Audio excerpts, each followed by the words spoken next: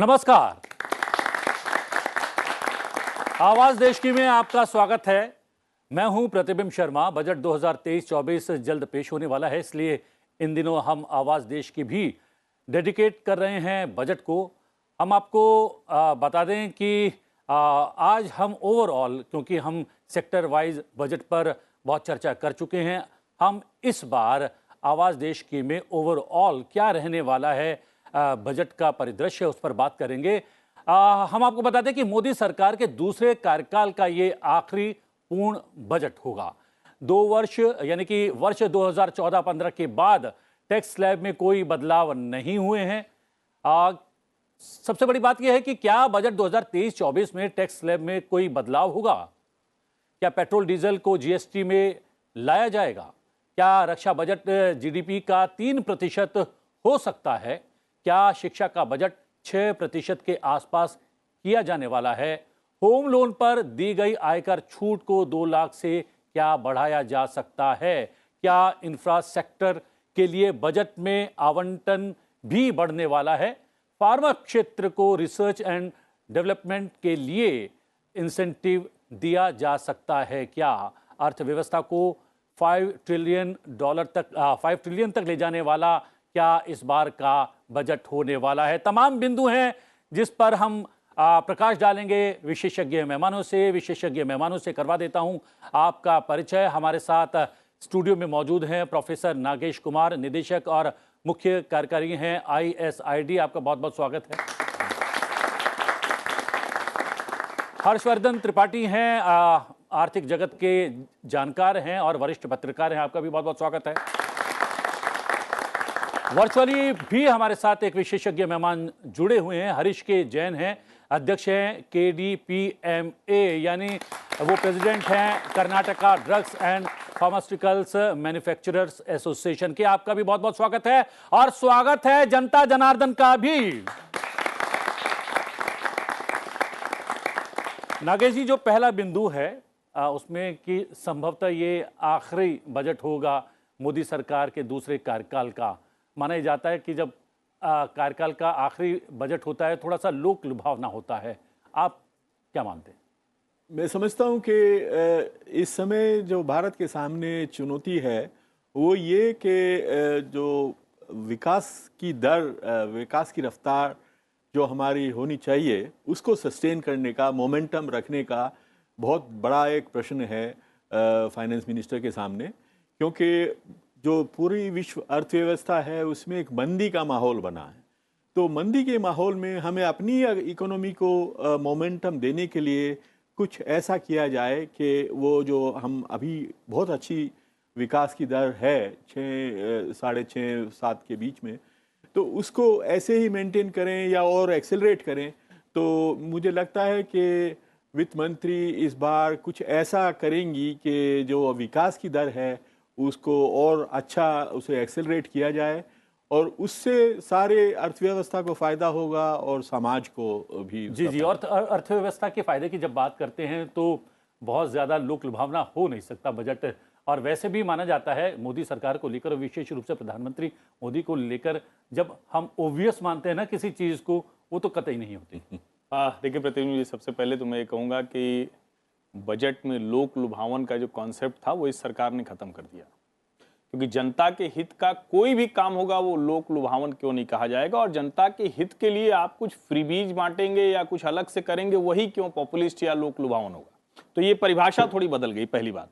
दूसरी बात ये कि जब हम कहते हैं कि इस समय में, जिस समय में ये निर्मला जी ये बजट पेश करने जा रही, और अभी हाल में एक कार्यक्रम में उन्होंने कहा कि मैं भी मध्य वर्ग से हूं, तो निश्चित तौर पर जब हम इस बजट की उम्मीदों की बात करेंगे और जनता के लिए क्या होना चाहिए वो बात करेंगे, तो जनता को 2014-15 के बाद एक बहुत, आपने वो आंकड़ा भी बताया कि जेटली जी के बाद कर सीमा जो छूट वाली है वो बढ़ी नहीं जी। तो वो तो बढ़नी चाहिए। क्यों बढ़नी चाहिए?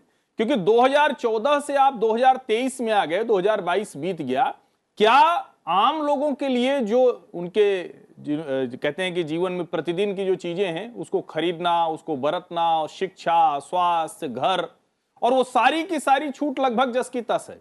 एक बदलाव जो हुआ था कि टैक्स स्लैब को थोड़ा इधर उधर कर दिया था, और उसको अगर आप देखेंगे तो नया वाला और ज्यादा खतरनाक है, एक बार चले गए तो लौटना मुश्किल है। तो मुझे लगता है कि सीधे सीधे हमारे लिए क्या देने वाली है, वो वित्त मंत्री जी ने कहा कि स्मार्ट सिटीज है, अच्छा है। जैसे मैं नोएडा रहता हूं और जो भी लोग उधर रहते हैं, तो ये जो बन गया 14 लेन का एक्सप्रेसवे जो आगे 8 और 6 हो जाता है, तो सचमुच बड़ा शानदार है, वो सबके लिए है। मध्य वर्ग बहुत खुश है, रोज नौकरी पे ज्यादा है, जाम से बच गया। लेकिन सीधे सीधे आप उसकी पॉकेट में क्या डालेंगे, जिसको लेके कहे अरे भाई ये कुछ रुपए बचे, हम इसको यहां निवेश करेंगे। पहली बात तो ये है। दूसरा जो महत्वपूर्ण है कि सरकार को किसी कीमत पर जो इंफ्रा स्पेंडिंग है उसको रोकना नहीं चाहिए, वो तेज करने का ही वक्त है, क्योंकि जो एक अवसर है दुनिया भर के लिए भारत को एक मॉडल के तौर पर डेवलप करना, कंपटीशन चाइना से है, और जो सप्लाई चेन के तौर पर भारत को डेवलप करना है, वहां ये बजट कैसे, एक जिसको कहते हैं ना सिग्नेचर ट्यून क्या होगी बजट की, तो मैं कहूंगा इंफ्रा स्पेंडिंग करके दुनिया का निवेश कैसे आता हुआ दिखे, क्योंकि वो आता हुआ दिखेगा तो दूसरी चीजें आप कर लेंगे। फिर आप कहते हैं कि और कौन से क्षेत्र होंगे, कोई ऐसा क्षेत्र नहीं है, भारत बहुत तेजी से बढ़ रहा है जहां आप कहें कि इस जगह थोड़ा पैसा निकाल के दो तो यहां मत दो, ऐसी कोई गुंजाइश नहीं। तो मुझे लगता है कि जो फाइन बैलेंसिंग एक शब्द होता है, संतुलन बनाना होता है वित्त मंत्री के लिए, वो बहुत महत्वपूर्ण होगा। और सबसे ज्यादा मैं जरूरी कहूंगा, जो जिसको हम बार बार कहते हैं कि निवेश करने वाले को भारत में मुनाफा मिलने वाला है, ये बताने वाला बजट हो। और जब हम ये कह रहे हैं तो निश्चित तौर पर उसमें किसान छूट नहीं सकता, उसमें इंडस्ट्री छूट नहीं सकती। और जब हम ये कह रहे हैं तो वो लोग खड़े होकर देख रहे होंगे, दुनिया भर से बजट वाले देख रहे होंगे, अच्छा ये निर्मला जी का भाषण खत्म होगा तो हम तय करेंगे कि निवेश करना है या नहीं। हरीश जी, आपका एकमात्र सेक्टर है कोविड काल में जिसने जो है प्रगति की रफ्तार को लगातार थामे रखा, या कह सकते हैं उसको थोड़ा सा आगे बढ़ाया। आपके सेक्टर का क्या अनुमान है, किस तरीके का रह सकता है बजट? आपने ठीक बताया, कोविड के टाइम में भी हमारा डबल डिजिट ग्रोथ रहा है।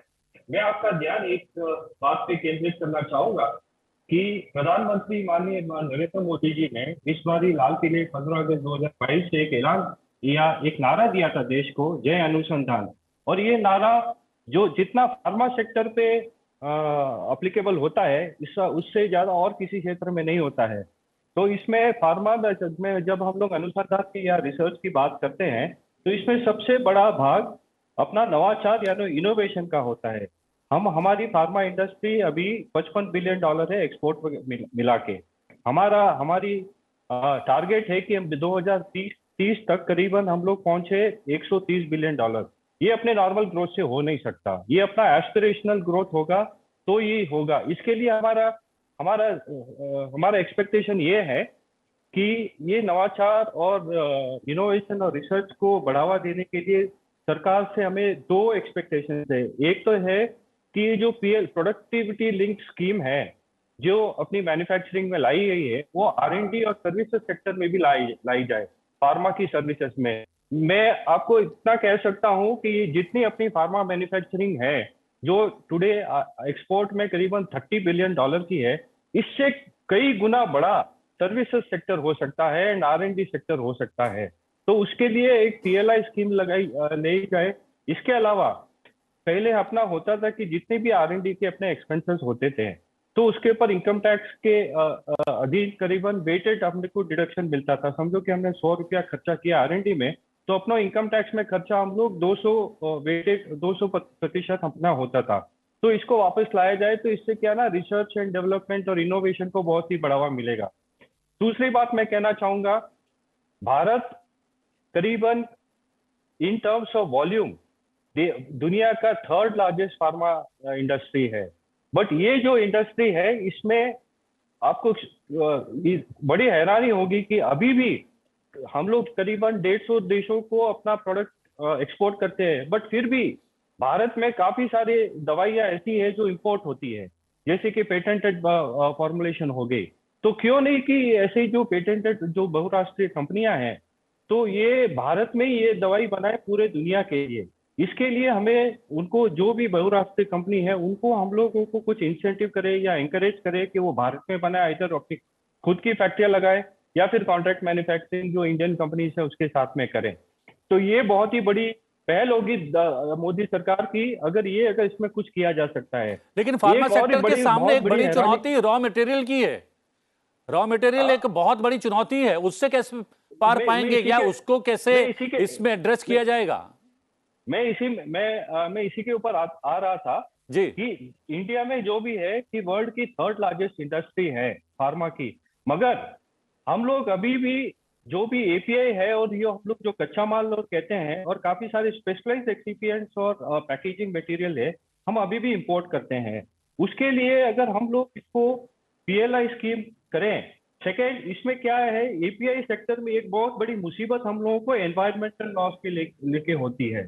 इसमें हम लोगों को क्या है, ये जो एनवायरमेंटल लॉस को इसको ईज ऑफ डूइंग बिजनेस में इसमें करके इसका अनुपालन जो कंप्लायंस होता है, इसको हम लोग सरल बनाए जाए, सरल बनाएं। तो और यहाँ पर हम ये बता दें API कि और यहाँ जो पर bulk Janata of Janardan industry इसको मौजूद बहुत है, ज्यादातर यंगस्टर्स हमारे साथ यहाँ पर कार्यक्रम में सम्मिलित हैं। बहुत सारे सवाल इनके बीच में से भी हैं। कुछ सवाल एक लाइन में जरा जोड़ना चाहूंगा, है क्या ना कि बजट पे जब चर्चा होती है तो सिर्फ सरकार से मांगने वाली बात होती है। फार्मा इंडस्ट्री भी थोड़ा दवा ववा सस्ती करे, बड़ी महंगी दवाएं बेचते हैं, इतना मार्जिन लेके क्यों काम करते हैं? जहां जो देश की कंपनियां हैं, जो यहाँ प्रोडक्शन हो रहा है, हम क्यों नहीं धीरे धीरे उस तरफ जा सकते? जब सरकार कह रही है कि जन औषधि संस्थान खोल के वहां सस्ते में देंगे, जेनरिक दवाएं आएंगी, फार्मा इंडस्ट्री को भी सस्ती दवा देनी चाहिए। सरकार जो करेगी पॉलिसी लेवल पर उनकी सारी मांग का समर्थन है, लेकिन दवा सस्ती करें। बहुत ज्यादा मार्जिन लेते हैं, दवाओं की लूट से जनता परेशान रहती है। और आप कपड़े की दुकान पर जाकर उससे कह सकते हैं कि आप थोड़ा सा इसको सस्ता करें, दवा की दुकान पर जाकर आप कह नहीं सकते हैं। कुछ सवाल। इंडियन इकोनॉमी की मेन प्रॉब्लम रही है जॉबलेस ग्रोथ। तो सर, क्या हम इस जॉबलेस ग्रोथ को इंप्रूव करने के लिए 2023 का बजट में कुछ उम्मीद लगा सकते हैं? और सर दूसरा इसी से रिलेटेड है कि सर क्या रेल बजट के और जो बजट होती है, दोनों बजट को जोड़ देने से क्या इसमें कुछ इंप्रूवमेंट देखी जा सकती है? भारत की अर्थव्यवस्था के लिए सबसे बड़ी जो चुनौती इस समय है वो एम्प्लॉयमेंट क्रिएशन, जॉब क्रिएशन, और जॉब क्रिएशन भी डिसेंट जॉब क्रिएशन जिसमें सोशल प्रोटेक्शन हो। ये नहीं कि कुछ भी काम कर रहे हैं लेकिन एक अच्छा, तो उसके लिए हमारे यहाँ अभी तक जो उद्योग जगत है, मैन्युफैक्चरिंग है, उसकी थोड़ी जो उसका पोटेंशियल था हमने उसको एक्सप्लॉइट नहीं किया फुल्ली। जैसे अभी चर्चा हो रही थी कि फार्मास्यूटिकल्स में भी इतने एपीआईज इंपोर्ट हो रहे हैं, बट बहुत सारी चीज़ें हैं जो लेबर इंटेंसिव हैं, जो छोटी छोटी चीज़ें जो मतलब हमारे यहाँ बनती भी थी कॉटेज इंडस्ट्रीज़ में, स्मॉल इंडस्ट्रीज़ में, वो अब चाइना से इंपोर्ट होनी शुरू हो गई है। जैसे दिवाली के फुलझड़ियाँ या कुछ, यानी हम ट्रेडर्स ज्यादा रह गए, मैन्युफैक्चरर्स कम रह गए, इसकी भी मार पड़ रही है। दूसरा एक सवाल तो उसी को खत्म करने के लिए इस बजट में मैं सोचता हूँ कि वित्त मंत्री मैन्युफैक्चरिंग को खूब बढ़ावा देंगी। MSMEs, large scale sector, all kinds of manufacturing, जो भी चीज़ें हमारे यहाँ नहीं बनती हैं और बन सकती हैं उनको पुश किया जाए। और उसके लिए पीएलआई स्कीम के काफ़ी अच्छे रिजल्ट्स आए हैं। जिन 14 सेक्टर्स में ये चलाई गई थी उसमें अब देखिए मोबाइल हैंडसेट्स में India has become a net exporter. हम अब नेट एक्सपोर्टर बन गए। टॉयज़ 80% हिंदुस्तान में जो टॉयज़ यूज होते थे वो सब इंपोर्ट होते थे, अब हम नेट एक्सपोर्टर बन गए। तो टॉयज़ को बनाने वाले कौन हैं? Small scale industries, labour intensive है ये बहुत ज़्यादा। तो ऐसे उद्योग धंधे पनपेंगे तो जॉब क्रिएट होंगे, तो वो उसको बढ़ावा देने की जरूरत है। जी, रेलवे वाला मैं चाहता हूं कि आप जल्दी से बताएं। नहीं, मुझे लगता है एक तो ये कि ये जॉबलेस ग्रोथ जब हम कहते हैं तो ये टर्मिनोलॉजी हम बाहर की चीज़ों को या कुछ किसी ने बोल दिया, ये आप कहिए कि ग्रोथ विद लेस जॉब तो चलेगा, लेकिन जॉबलेस ग्रोथ कैसे हो सकती है? ये शब्द ही गलत है, पहली बात। दूसरा ये है कि पीएलआई स्कीम का आपने बताया 14 क्षेत्रों में वो शुरू है और उसका बहुत साफ साफ परिणाम दिख रहा है। जब तक बड़ी फैक्ट्रियां नहीं लगेंगी और उसको एमएसएमई सपोर्ट नहीं करेगी, यानी छोटी फैक्ट्रियां सपोर्ट करें, वेंडर लाइन तैयार हो और कोई बड़ी फैक्ट्री भी काम कर रही हो, यानी दुनिया का हम उत्पादन का केंद्र बने और उसके साथ उसको नीचे तक हम ले जाएं, जिस पर सरकार काम कर रही। काम बहुत ज्यादा करने की जरूरत है, उन क्षेत्रों में रोजगार हो रहे हैं। लेकिन एक चीज मैं जरूर कहूंगा कि जब हम रोजगार को लेकर बात करते हैं तो भारत के संदर्भ में रोजगार हम कैसे देखेंगे?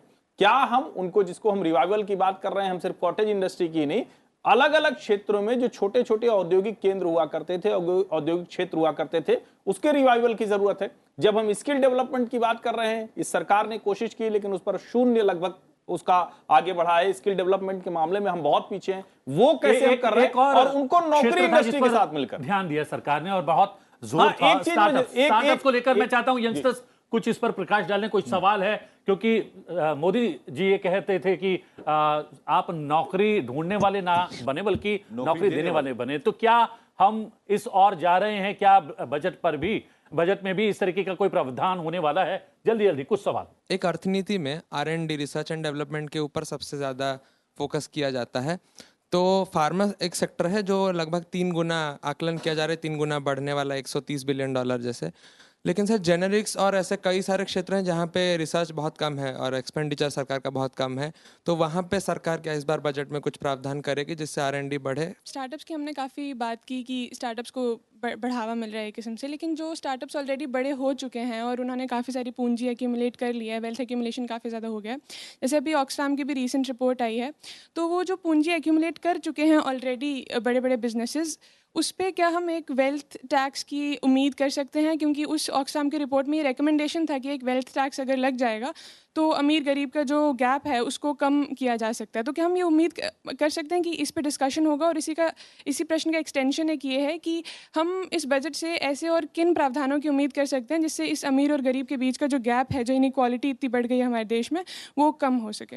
ये अमीर गरीब का गैप की कोई रिपोर्ट्स भी आ रही है, वो पता नहीं कितनी ऑथेंटिक है, लेकिन सवाल तो बनता है। नागेश जी से एक बार। हाँ, तो एक तो पहला प्रश्न जो R&D या इनोवेशन के ऊपर, मेरे ख्याल से सबसे ज़्यादा जो एक महत्वपूर्ण ड्राइवर इंजन होता है ग्रोथ का, इकोनॉमिक ग्रोथ का, वो पहले जब बहुत गरीब होते हैं तो लेबर, फिर उसके बाद कैपिटल और उसके बाद इनोवेशन। अब हम ऐसी एक अवस्था में पहुंच गए हैं कि भारतीय अर्थव्यवस्था को आगे पुश करने के लिए, ड्राइव करने के लिए हमें इनोवेशन की जरूरत पड़ेगी। नई टेक्नोलॉजीज आ रही हैं, इंडस्ट्री रिवोल्यूशन 4.0, इसमें हमें अगर अपना ध्यान केंद्रित करना है, उसमें उसके साथ में आगे दौड़ना है, तो इनोवेशन की बहुत ज़्यादा ज़रूरत है। तो जैसे हरीश जी ने कहा था, ये R&D के लिए हम गवर्नमेंट जो है पहले एक वेटेड डिडक्शन देती थी, तो अब वो वेटेड डिडक्शन थोड़ा कम किया गया है, उसे फिर से बढ़ाने की ज़रूरत है। और साथ में मैं कहूँगा कि एक R&D का एक फंड बनाया जाए जिससे उद्योग जगत वाले कंपनी जो इनोवेशन करना चाहती हैं वो पैसा ले सकें। सारे बड़े जो एडवांस कंट्रीज हैं उनमें ऐसे फंडिंग, डायरेक्ट फंडिंग सपोर्ट भी होती है। जी जी, हरीश जी हमारे साथ हैं, फार्मा सेक्टर से हैं। हरीश जी, क्या इस तरीके का कोई फंड बनना चाहिए?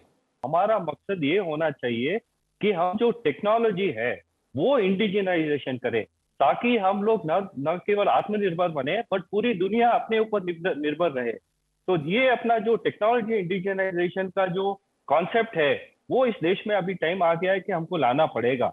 एंड इनोवेशन इनोवेशन इनोवेशन ये अपना मंत्र होना चाहिए। और एक और सवाल था, एक अपने मेरे को पार्टिसिपेंट ने पूछा भी था, जैसे कि प्राइस के बारे में कि दवाइयाँ सस्ती होनी चाहिए। मैं 110% इनके साथ में सहमत हूँ। मैं आपको सबकी देश की जानकारी के लिए बता दूं, करीबन 800 से ज्यादा जो दवाइयाँ ऐसी हैं उसके प्राइस NPPA जैसे कि नेशनल फार्मा प्राइसिंग अथॉरिटी है, वो गवर्नमेंट की, वो उसको कंट्रोल करती है, जो हम लोग जरूरी दवाइयाँ कहते हैं। तो इसमें आपको एक पता होना चाहिए कि दुनिया में सबसे, ये जो 800 दवाई है दुनिया में सबसे सस्ते इंडिया में बनती है। एंड ये जो मैं पेटेंटेड फिनिश्ड फॉर्मुलेशन जो अभी इंपोर्ट होती है, मैं इसकी एक कि अगर इंडिया में ही मैन्युफैक्चर होए तो ये दवाइयाँ बहुत ही सस्ती बनेगी और सस्ती अपने पेशेंट लोगों को मिलेगी। आई थिंक ये हमारा कहना। और दूसरी में दवाइयाँ तो अभी भी सस्ती बनती हैं, लेकिन वो मार्जिन इतना ज्यादा रखा जाता है। लेकिन इससे इतर, जी जी जी, आपकी बात सुन लिया, इससे इतर जो स्टार्टअप वाला, नहीं, मैं वही कहना चाह रहा हूँ। देखिए, हम जब अच्छा ही रोजगार से जुड़ा हुआ ही सवाल है, मैं उसका भी जवाब दूंगा, अमीर गरीब की खाई का। देखिए, एक तो ये कि हम आज दुनिया में तीसरे सबसे बड़े स्टार्टअप नेशन है।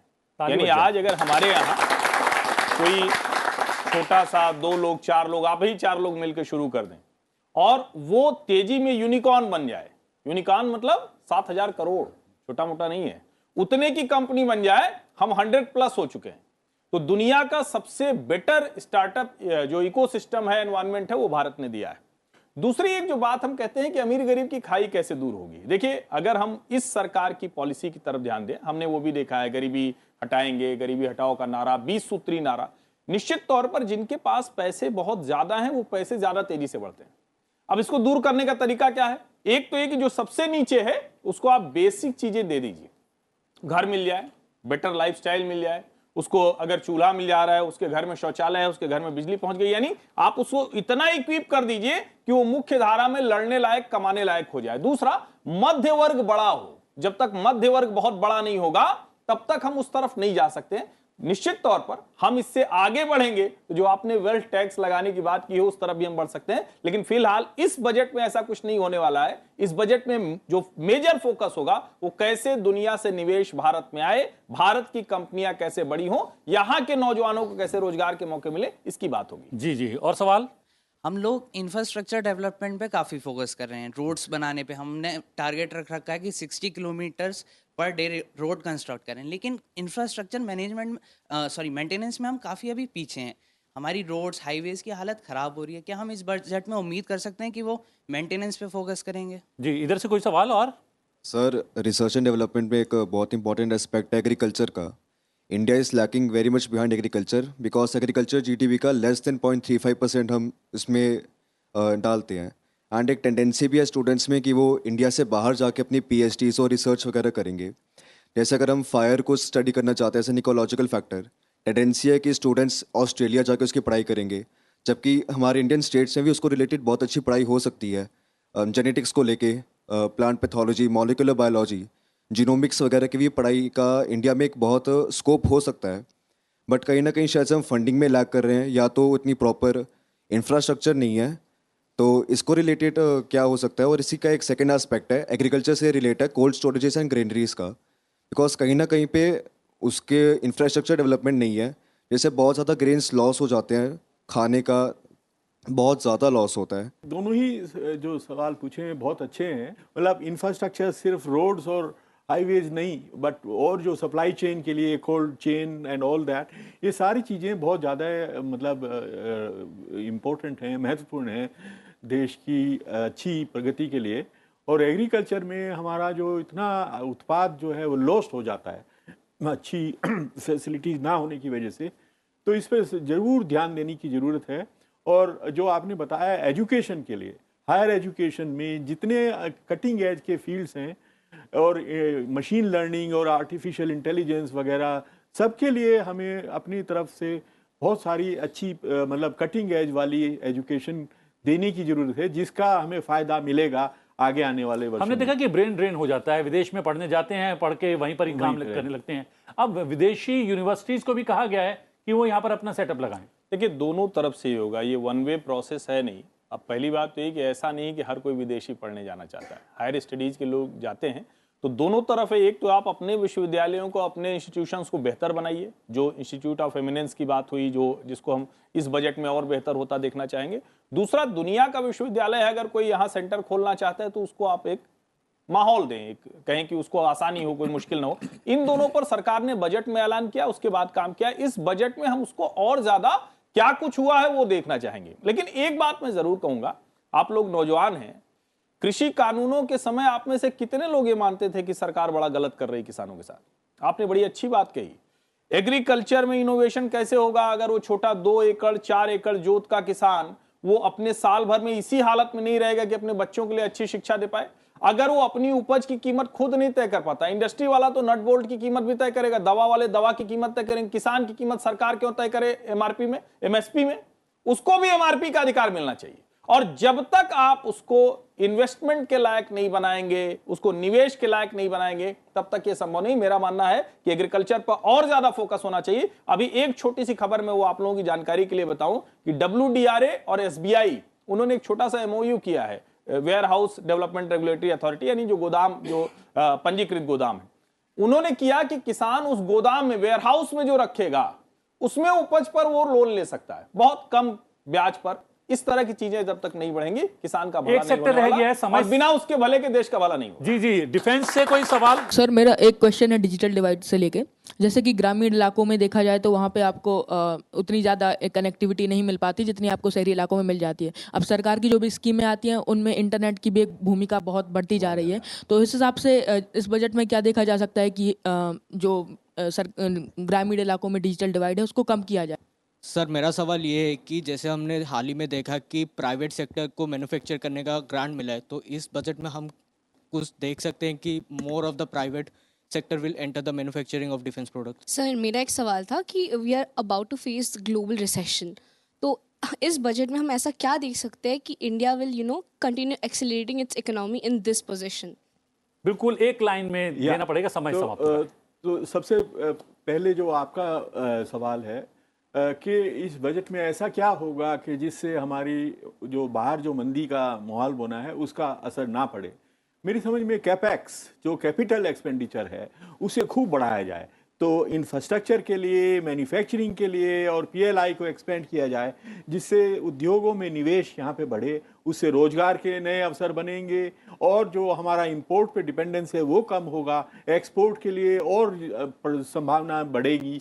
तो ये सबसे ज़्यादा इम्पोर्टेंट कदम होना चाहिए इस बजट में, एक big push for capex, capital expenditure. और डिफेंस में कितना रिसर्च एंड डेवलपमेंट ध्यान देना चाहिए, इन्वेस्ट करना चाहिए, क्योंकि निश्चित अब तो तौर हम पर लोग एक्सपोर्ट करने वाले देश हो गए। हम एक्सपोर्ट करने वाले देश हुए और अच्छी चीज है कि जो जिसको आपने कहा ना स्वदेशीकरण जो है वो ज्यादातर हम कर रहे हैं और मुझे लगता है कि कंटिन्यूएशन ऑफ बजट रहेगा तो सबसे बेहतर होगा। हाँ, लेकिन मिडिल क्लास की जेब में कुछ जाना चाहिए। जी जी, ये आशा का बजट रहेगा, उत्साह का बजट रहेगा, 5 ट्रिलियन की हमारी इकोनॉमी की तरफ हमें ले जाने वाला बजट रहेगा। सबकी नजर इस बजट पर रहने वाली है। लेकिन हर्षवर्धन जी आपने, हरीश के जैन जी वर्चुअली आपने और नागेश जी आपने यहाँ आकर में बहुत सारे बिंदुओं पर प्रकाश डाला और जो है इस चर्चा को कहीं ना कहीं सार्थक बनाने में सहयोग दिया, सहायता की। धन्यवाद, धन्यवाद आप तीनों का और धन्यवाद जनता जनार्दन का। Thank you very much. आवाज देश की में आज के लिए इतना ही। आवाज देश की में आपसे फिर भेंट होगी एक नए विषय के साथ। फिलहाल मुझे आज्ञा दीजिए, लेकिन देखते रहिए संसद टीवी। नमस्कार।